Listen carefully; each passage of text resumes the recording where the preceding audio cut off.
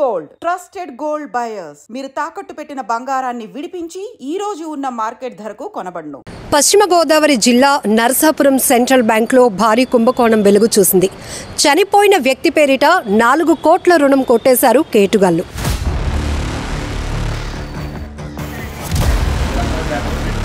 మా పొలం లీజిచ్చారు అన్నాడు. ఫీల్డ్ కాగానే మా పొలం చూడకుండా లోన్ ఎలా ఇచ్చారో తెలియట్లేదు. అతని పేరు 1,30,00,000 లక్షలు, పులపరెడ్డి ప్రసాద్ గారి పేరు 2,36,00,000.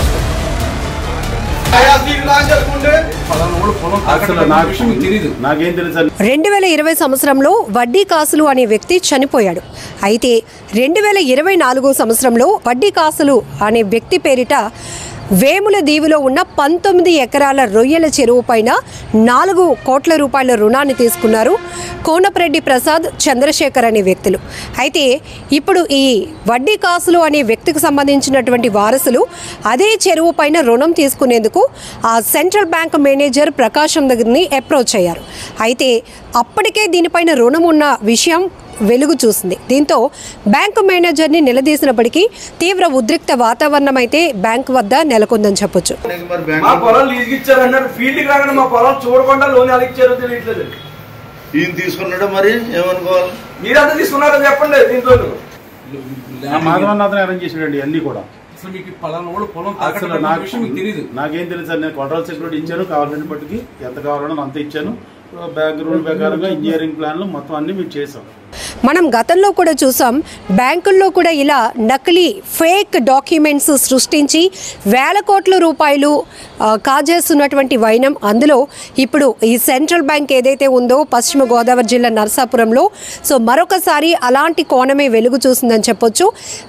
ఏకంగా అంటే ఇప్పటి వరకు మనం కొన్ని లేనటువంటి ఆస్తుల్ని క్రియేట్ చేసి తప్పుడు డాక్యుమెంట్లు సృష్టించి ఆ తర్వాత ఎక్కువ శాతంగా మనం రుణం తీసుకోవడం చూస్తున్నాం. కానీ ఇక్కడ చనిపోయిన వ్యక్తి అంటే 2020లో చనిపోయినటువంటి వ్యక్తి పేరిట 2024లో 4 కోట్ల రూపాయలు రుణం తీసుకోవడం అనేది ఒక్కసారిగా ప్రతి ఒక్కరిని షాక్ గురి చేసింది. అందులోనూ అవసరం నిమిత్తం అదే రొయ్యల చెరువు పైన రుణం తీసుకోవడానికి వెళ్ళినటువంటి చనిపోయిన వ్యక్తి వారసులు ఒక్కసారిగా కంగు తిన్నారని చెప్పొచ్చు. అయితే ఈ విషయంపై బ్యాంకు మేనేజర్ని మాత్రం ప్రశ్నిస్తే చాలా కూల్గా అన్ని డాక్యుమెంట్స్ సరిగ్గానే ఉన్నాయి, మేము బాగానే రుణం మంజూరు చేశామన్నారు. ఇంతకీ ఇప్పుడు ఆ కుటుంబ సభ్యుల పరిస్థితి ఎలా ఉంటుందో చెప్పండి. అసలు ఏ వ్యక్తి పేరిట అయితే రుణం కంటిన్యూ అవుతుందో ఆ వ్యక్తే లేనప్పుడు అన్నీ సరిగ్గా ఉన్నాయని ఈ బ్యాంక్ మేనేజర్ ఎలా చెప్తారు? అందుకే గట్టిగా నిలదీయడం జరిగింది. ఆ తర్వాత స్థానికంగా ఉన్నటువంటి పోలీసులకు కూడా కంప్లైంట్ ఇవ్వడంతో వాళ్ళు వచ్చి డాక్యుమెంట్స్ అన్నీ కూడా వెరిఫై చేస్తున్నారు. సో ఇలాంటివి చాలానే చూస్తూ ఉన్నాం. నిజానికి కష్టపడి మనం ఒక వ్యాపారం ప్రారంభిద్దాము అనుకుంటే కనుక అందులో ఎంతో నిజాయితీగా ఉన్న మన సివిల్ స్కోర్ కావచ్చు, మిగతా అన్నీ కూడా పర్ఫెక్ట్గా ఉన్నా కూడా బ్యాంకుల చుట్టూ చాలాసార్లు తిరగాల్సిన పరిస్థితి కనపడుతుంది.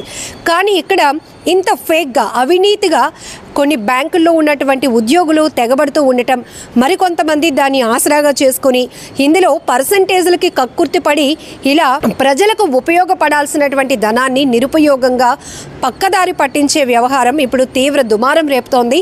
సో దీనిపై కూడా నెటిజన్లు చాలా తీవ్రంగానే స్పందిస్తున్నారు. ఎందుకంటే నిజాయితీగా బ్యాంకుల్ని అప్రోచ్ అయ్యి రుణాలు అడిగితే మాత్రం 1,00,000 కారణాలు చెప్తారు. కానీ చనిపోయిన వాళ్ళకు మాత్రం వితిన్ అవర్స్లో కోట్ల రూపాయలు రుణాలు ఇవ్వడానికి మాత్రం కొంతమంది అవినీతి అధికారులు కక్కుర్తిపడి ఇలా ముందుకి వెళ్తూ ఉంటారు. ఈ వ్యవహారం ఖచ్చితంగా పోలీసులు దీనిపైన యాక్షన్ తీసుకోవాలని కూడా ప్రతి ఒక్కరూ డిమాండ్ చేస్తున్న పరిస్థితి కనబడుతోంది. అంతేకాదు కొంతమంది తమ అతి తెలివిని ఉపయోగించి బ్యాంకులను బురిడి కొట్టించిన వైనాలు కూడా చాలానే ఉన్నాయి.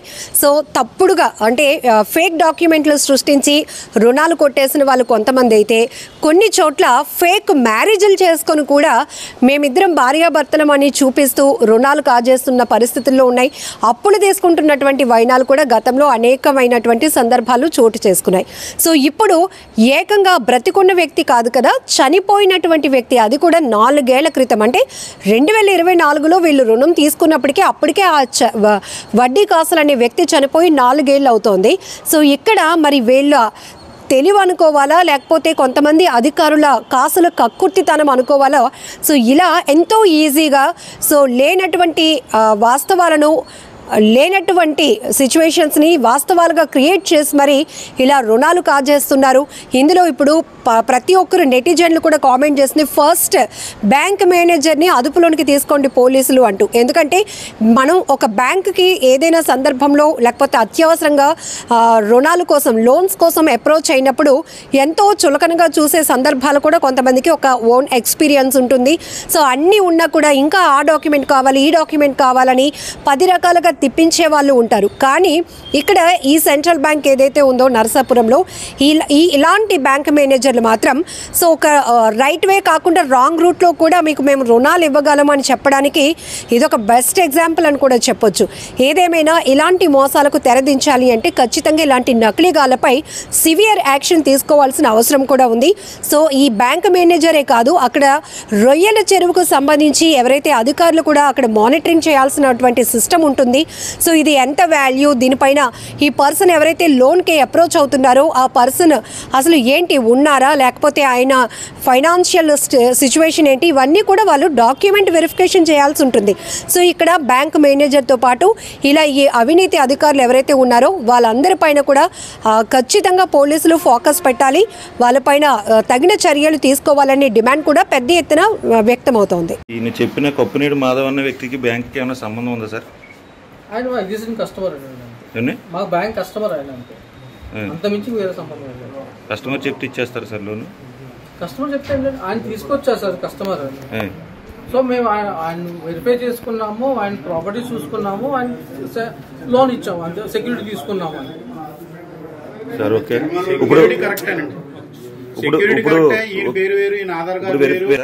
ఇప్పుడు వీళ్ళు లోన్ కట్టకపోతే వాళ్ళ పొలాలు కానీ లేకపోతే చెరువులు కానీ స్వాధీనం చేసుకుంటారు మీరు? లేదండి. మరి ఎలా ఇచ్చారండి? ఆయన ప్రాపర్టీ సెక్యూరిటీ ఇచ్చారు కదా మాకు, మేము మోర్ దాన్ 100% సెక్యూరిటీ, ఆయన ల్యాండ్స్, మేము వాళ్ళ ఫిష్ ట్యాంక్ ఆయన సెక్యూరిటీ తీసుకొని వాళ్ళ దగ్గర 4 కోట్ల పైన ప్రాపర్టీ సెక్యూరిటీ తీసుకొని మేము ఇచ్చాం. ఫిష్ ట్యాంక్ అయింది కాదు కదండి? ఆయన ఉంది సార్, ఆయన కూడా ఆయన ఎకరాలు ఓన్ ఫిష్ ట్యాంక్ ఉంది. ఆయన ఉన్నప్పుడు మళ్ళీ ఏం తీసుకున్నారు? వర్కింగ్ క్యాపిటల్ అసెస్మెంట్ కోసం అని చెప్పి మేము అడుగుతాం. ఇప్పుడు లోన్ మాకు ఇంత లోన్ కావాలి అంటే అంత లోన్కి ఎందుకు కావాలి, ఎంత అడిగితే మేము ఇన్ని ఎకరాలు మేము లీజ్ చేస్తున్నాము, లీజ్ కూడా చేస్తున్నాము, దీనికి ఇంత ఖర్చు అవుతుంది కాబట్టి ఆ ఖర్చు తగ్గట్టుగా మాకు కావాలని అడుగుతారు.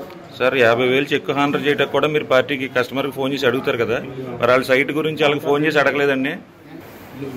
మాధవన్ అతను అరేంజ్ చేసాడండి అన్ని కూడా. నాకేం తెలియదు సార్, నేను కొట్రాల సెక్యూరిటీ ఇచ్చాను, కావాల్సిన బట్టికి ఎంత కావాలన్నా అంత ఇచ్చాను. బ్యాంక్ రూల్ ప్రకారంగా ఇంజనీరింగ్ ప్లాన్లు మొత్తం అన్ని మేము చేసాం, అంతవరకు చేయడం జరిగింది. లోన్ అయితే తీసుకున్నారండి మీరు? ఆ లోన్ అయితే తీసుకున్నాను. ఎంతండి?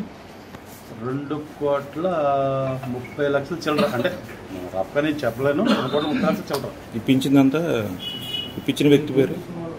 కొబ్బరి మాధవ, మేనేజర్ గారు. 2,30,00,000 చిల్లర.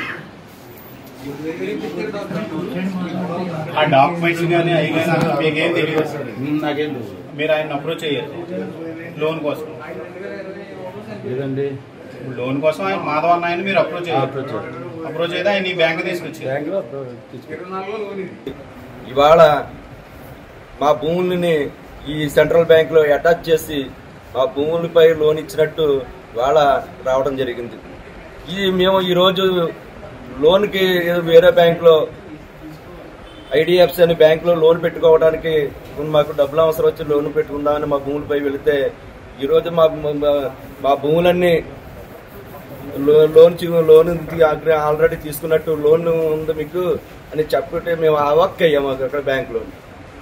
ఏంటి మా పేరు బ్యాంక్ లోన్ తీసుకుంటాం ఏంటంటే పలానా బ్యాంకులో సెంట్రల్ బ్యాంకులో 1,30,00,000 ఒకటి 2,36,00,000 మీకు బ్యాంక్ మీ పేరుని లోన్లు ఉన్నాయని ఆల్రెడీ చెప్పాడనే మాకు ఒక్క నిమిషంలో మాకు ఏం చేయాలో మాకు ఆలోచన పట్టలేదు.